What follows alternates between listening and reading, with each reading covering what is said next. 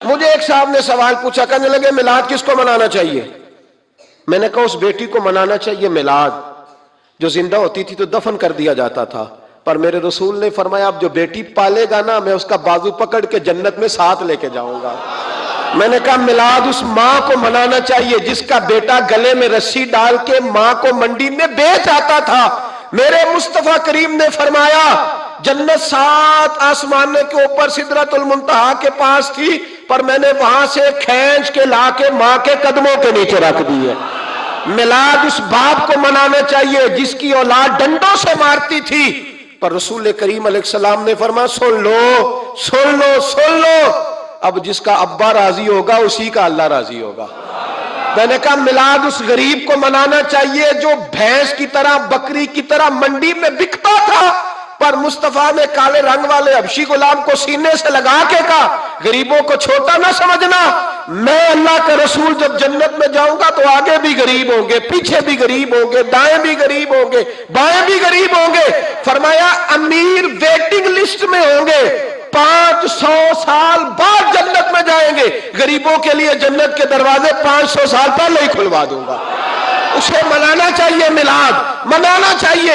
اور میں نے کہا مولوی سن، تجھے پوچھتا کوئی نہ، تیرا ذکر کوئی نہ کرتا، لیکن تو ممبر پہ بیٹھا ہے، تو محمد عربی کے نام کا کھا رہا ہے، تو علی کے نام کا کھا رہا ہے، تو عمر عثمان اور ابو بکر کے نام کا کھا رہا ہے، تو حسنین کا صدقہ کھا رہا ہے۔ تجھے نہ تیری کبھی کسی نے برادری پوچھی، نہ کبھی تیرا کسی نے ایڈریس پوچھا، نہ کبھی کسی نے تیری سند پوچھی، لوگ تیرے نعرے لگاتے ہیں، لوگ تیرے ہاتھ چومتے ہیں۔ پھر مان جا کہ تجھے صبح بھی میلاد منانا ہے، شام بھی میلاد منانا ہے، اور تجھے یہ کہنا چاہیے خس خس جنہ قدر نہیں میرا ایتے صاحب نو وڈیائیاں میں گلیاں دا روڑا کوڑا، ایتے محل چڑھایا سائیاں، تیرا کام تھا تیری آنکھیں بھیگی رہتی۔ اور اس بوڑھے کو بھی میلاد منانا چاہیے جس کے بارے میں میرے نبی پاک نے فرمایا سفید داڑھی والے کی جس نے عزت کی اس نے تو رب کی عزت کی، اس نے تو رب کی عزت کی میرے بھائی۔ اس مزدور کو بھی میلاد منانا چاہیے جس کے بارے میں نبی پاک نے فرمایا جو اپنے ہاتھوں پہ چھالے ڈال کے مزدوری کرتا ہے میں نے تو اسے رب کریم کا دوست بنا دیا ہے۔ ہر اس طبقے کو میلاد منانا چاہیے جسے میرے رسول نے عزت عطا فرمائی۔ اس بہن کو بھی میلاد منانا چاہیے جس کے بارے میں نبی پاک نے فرمایا اگر کسی کا باپ چلا جائے اور اس کے حصے میں بہنیں آ جائیں، 4 بہنیں، 3 بہنیں یا 2 بہنیں بیاہ کے جو آیا تبے سے، میرے محبوب نے فرمایا میری انگلیاں جڑی ہوئی ہیں نا، اس طرح میں اسے اپنے ساتھ جوڑ کے جنت میں لے کے جاؤں گا۔ اس بہن کو میلاد نہیں منانا چاہیے۔ میرے رسول پاک نے فرمایا جس کی بیٹی واپس آ جائے، طلاق ہو گئی یا بیوہ ہو گئی، واپس آ گئی، نہ بچ سکی واپس آ گئی، فرمایا واپس آنے والی بیٹی کی جو باپ خدمت کرے گا میرے رسول پاک فرماتے ہیں میں قیامت میں اس کا سفارشی بنوں گا۔ تو اس بیوہ کو اور طلاق یافتہ کو میلاد نہیں منانا چاہیے؟ وہ اس رسول کا ذکر نہیں کرے گی جس نے اتنا درجہ دے دیا، اتنا نواز دیا؟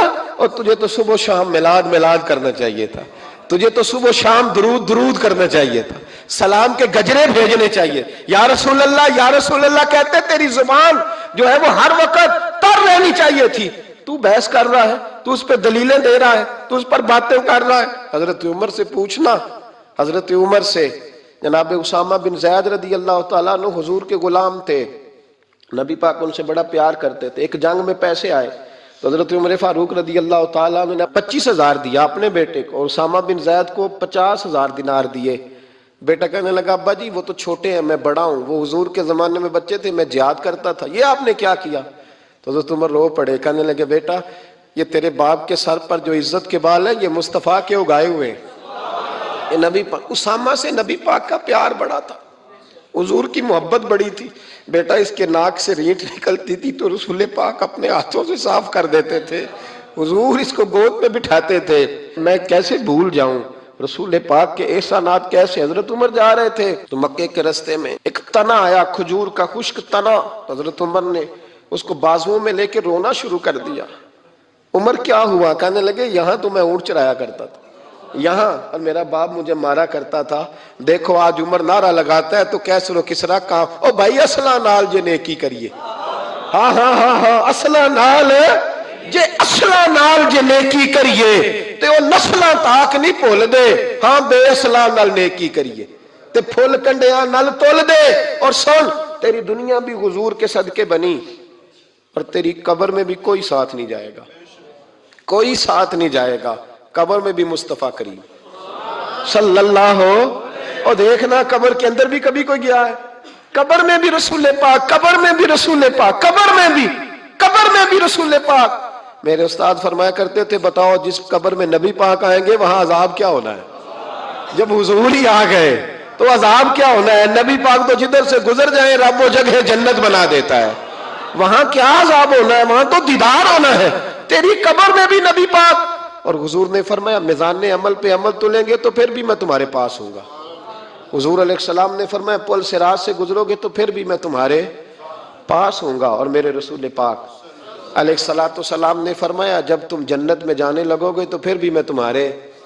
تو بتا تیرے رسول تو ہر وقت تیرے ساتھ ہیں, تو کب کب نبی پاک کے ساتھ ہوتا ہے؟ تو بتا نا تو کب کب نبی پاک کے ساتھ؟ میں چھوٹے جلسے کا قائل ہوں, لمبی محفل میں گزارش کرتا ہوں دوستوں سے کہ لمبا جلسہ نہ کرو.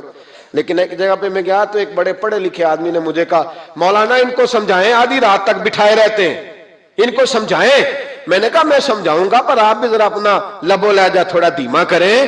تو پوری رات نہیں نبی پاک کے لیے جاگا اور میرے رسول تو ساری حیات تیرے لیے جاگتے رہے, ساری رات محبوب نے. کیا کہتے ہیں بریلی کے امام اعلیٰ حضرت فرماتے ہیں ان کی مہک نے دل کے غنچے کھلا دیے, وہ جس راہ چل دیے ہیں کوچے بسا دیے ہیں, میرے کریم سے گر قطرہ کسی نے مانگا دریا بہا دیے, دربے بہا دیے ہیں. اور اللہ کیا جہنم اب بھی نہ سرد ہوگا؟ اللہ کیا جہنم اب بھی نہ سرد ہوگا؟ رو رو کے مصطفیٰ نے دریا بہا دیے, رو رو کے مصطفیٰ نے.